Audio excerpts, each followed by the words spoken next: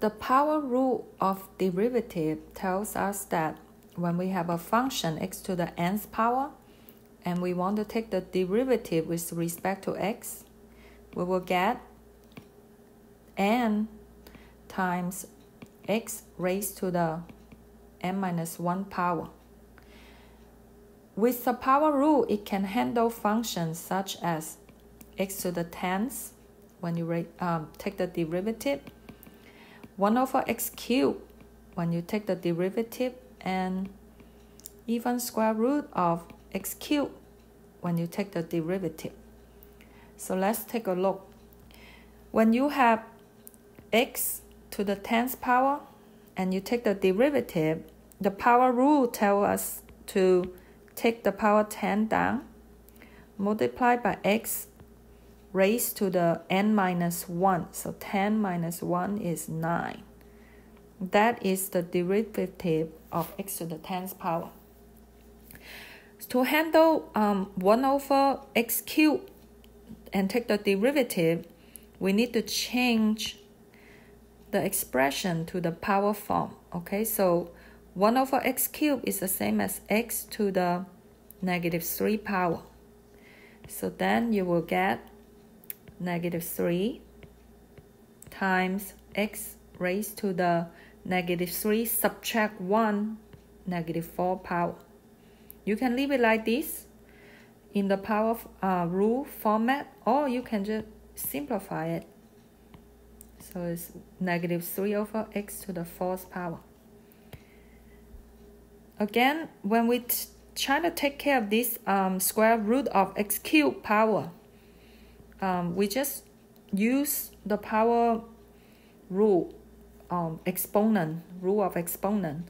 It tells us that x raised to a power and then to another power. It's just x to the a times b power. So square root is 1/2 power. X cubed raised to the 1/2 power is 3 times 1/2. So it's x to the 3/2 power. And then you take the derivative. Now is power rule ready. You take the power 3 over 2 down times x raised to the 3 over 2 subtract 1 is 1/2. So it equals 3 over 2 times square root of x. So just to be cautious, we can also say, what about x to the negative 1 power?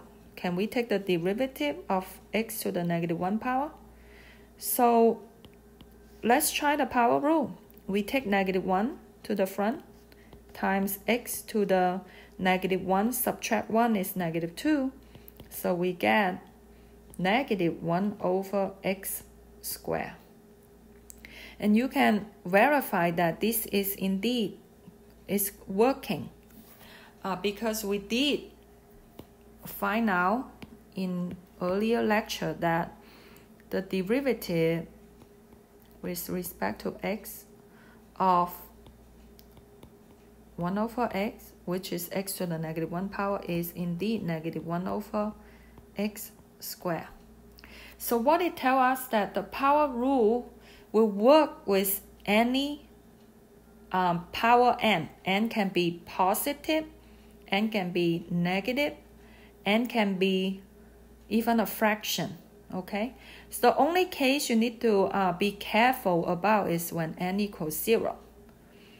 What is n equals 0 tell you? Okay, n equals 0 means x raised to the 0 power.